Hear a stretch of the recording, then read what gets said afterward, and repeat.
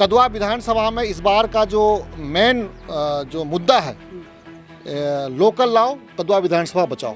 यहाँ सबसे बड़ा मुद्दा बाढ़ का, पलायन का, नदी कटाव का, अशिक्षा, बेरोजगारी। अगर मैं विधानसभा पहुंचा तो विधायक मैं नहीं रहूँगा, विधायक का पावर यहाँ की जनता के पास रहेगा। शिक्षा, स्वास्थ्य, रोजगार की बात, वो चीज़ बिहार के लिए, स्पेशली बिहार के लिए जनसुराज पार्टी कर रही है और उस प्रशांत किशोर जी कर रहे हैं।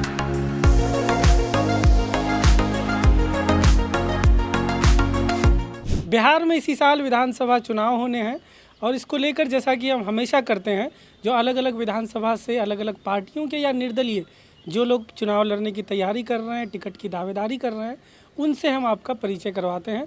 इसी कड़ी में आज हम कटिहार के कदवा विधानसभा में हैं और हमारे साथ आपका परिचय क्या है, परिचय देते हैं। मेरा नाम डॉक्टर एम.आर. हक है। मैं कदवा 64 विधानसभा से ताल्लुक़ रखता हूँ और मैं पेशे से मेडिकल ऑफिसर था और अभी मैं रिज़ाइन दे करके फुल टाइम राजनीति कर रहा हूँ। अच्छा, सरकारी नौकरी में थे? हाँ, सरकारी मेडिकल ऑफिसर, आयुष डॉक्टर थे हम। तो कदवा विधानसभा क्षेत्र से आप किस पार्टी से टिकट की दावेदारी कर रहे हैं? अभी हम लोग जनसुराज में जुड़े हैं और मेरी दावेदारी जनसुराज पार्टी से है। अच्छा, तो जनसुराज में जो टिकट का प्रक्रिया होता है, आवेदन वगैरह, वो आपने कर लिया है? जी, जनसुराज पार्टी अभी आवेदन सब कैंडिडेट का जो दो दावेदारी कर रहा है उनसे आवेदन मांगा है और हमने आवेदन दे दिया है और 11 मार्च तक उसका लास्ट डेट है। फिर उसका मूल्यांकन होगा। जितने भी दावेदार उसमें होंगे, सपोज कीजिए कि एक विधानसभा से 10 दावेदार हैं, तो 10 का मूल्यांकन होगा। उसका राजनीतिक और सामाजिक पकड़ क्या है, उन्होंने क्षेत्र में क्या काम किया है और उनका मिशन क्या है, विज़न क्या है, एक थर्ड पार्टी सर्वे किया जाएगा और उसके हिसाब से जो है पार्टी टिकट देगी। तो क्या मिशन है आपका, मकसद क्या है, कदवा को लेकर क्या मकसद है, क्यों आप चुनाव लड़ना, क्यों चाह रहे हैं चुनाव? देखिए, मैं मीडिया को बताना चाहता हूँ कि कदवा विधानसभा में इस बार का जो मेन जो मुद्दा है, लोकल लाओ कदवा विधानसभा बचाओ, यही मुद्दा है। दूसरी बात कि कदवा विधानसभा आज हमारा पूरा बिहार में सबसे पिछड़ा हुआ विधानसभा है। यहाँ सबसे बड़ा मुद्दा बाढ़ का, पलायन का, नदी कटाव का, अशिक्षा, बेरोजगारी बहुत बड़ा मुद्दा है। यहाँ पे रिश्वतखोरी बहुत बड़ा, और इस तरह के सारे मुद्दे हैं। चूँकि लोकल लीडर यहाँ अब तक जो भी लोकल लीडर पहले था, कुछ एमएलए बने थे यहाँ पे, दो तीन एमएलए रहे हमारे, उन्होंने जो अच्छा काम किया जो लोकल थे। लेकिन अभी जो है 2 टर्म से जो हमारे बाहरी विधायक हैं और गठबंधन से हैं, लोगों के आकांक्षा में जो उनको चाहिए कि जब वो मुसीबत में रहे तो उनको उसमें साथ खड़े नहीं रहते हैं। लोगों का कहना है कि हमें ऐसा विधायक चाहिए कि रात के 10 बजे 11 बजे कभी भी हमें अगर उनकी ज़रूरत पड़ गई तो वो मेरी बात को सुने। काम करे या ना करे अलग बात है, लेकिन वो मेरी बात को सुने और हमें मुसीबत से राहत दिलाने के लिए वो कोशिश करे। उनको वो ऐसा विधायक चाहिए। तो लगातार हम लोग वहाँ का लोकल हैं, हम उस ज़मीन में पैदा हुए हैं। आलाप पोखर गाँव बलिया बिलोन क्षेत्र का है, वहाँ मेरी पैदाइश हुई है। तो हम वहाँ का कहा जाता है कि जो जिस मिट्टी में पैदा होता है उस मिट्टी का दर्द को वो समझता है। मैं वहाँ के आबो हवा से, वहाँ का मैं डाइवर्सिटी से, वहाँ का बायोग्राफी से, वहाँ का ज्योग्राफी से मैं परिचित हूँ कदवा का। मुझे एक एक गांव का वहाँ का समस्या पता है। मैं आज 15 साल से लगातार घूम रहा हूँ, हर वार्ड में घूम रहा हूँ, हर क्षेत्र में, हर गाँव में घूम रहा हूँ। लगभग 250 गाँव है, सब जगह गया हूँ। हर मुसीबत में बड़े बड़े जहाँ पर मुद्दे होते हैं कदवा विधानसभा में वहाँ पर पहुँचा हूँ। रोड का मामला हो, बिजली का मामला हो, स्वास्थ्य के लेकर के कोई मामला हो। कोरोना काल में हमने काम किया। आपका NRC CA का जो मुद्दा था उसमें हमने हज़ारों की भीड़ को इकट्ठा करके हमने उसका प्रदर्शन किया था।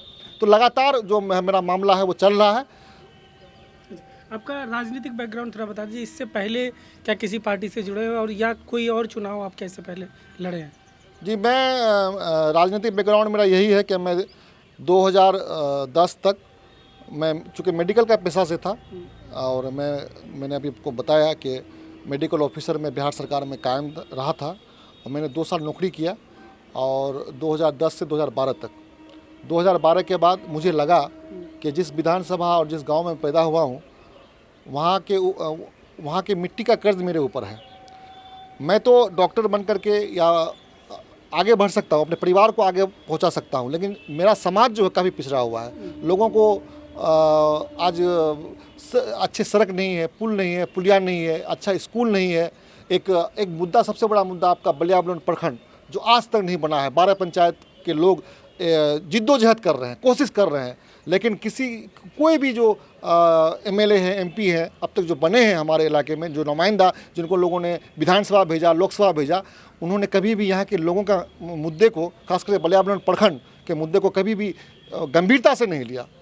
तो ऐसे मुद्दे को लेकर मुझे लगा कि मुझे कुछ करना चाहिए, और कदवा प्रखंड में हम पैदा हुए हैं, मुझे ज़रूरत है लोगों की, और मैं लोगों से मैं कहता ही भी हूँ कि आप मुझे साथ दीजिए। अगर मैं विधानसभा पहुँचा तो विधायक मैं नहीं रहूँगा, विधायक का पावर यहाँ की जनता के पास रहेगा। मैं आपका बेटा, भाई, भतीजा बन करके काम करूँगा। नहीं, तो 12 के बाद आप बता रहे थे, फिर क्या हुआ? 12 के बाद किसी पार्टी से जुड़े? नहीं, 12 के बाद मैं आम आदमी मैं 2012 के बाद जैसे मैंने इस्तीफा दिया, उसके बाद मैं आम आदमी पार्टी का जो अरविंद केजरीवाल का जो मॉडल था, उसका एक अलग मॉडल था।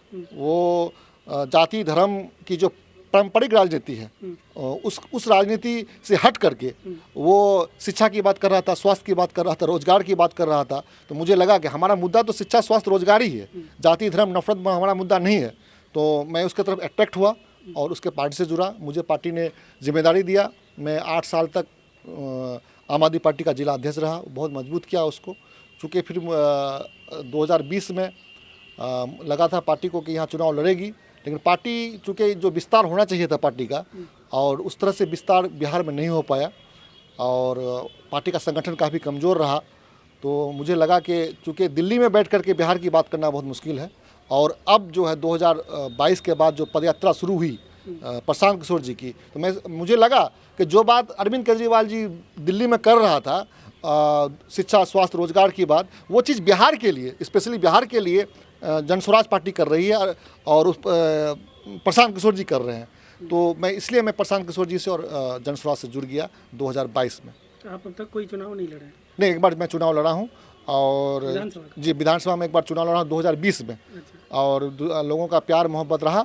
लोगों ने मुझे कहा कि भाई इस बार आपको नहीं, इस बार हम लोग गठबंधन के साथ इसको प्रत्याशी को लोगों ने जिताया।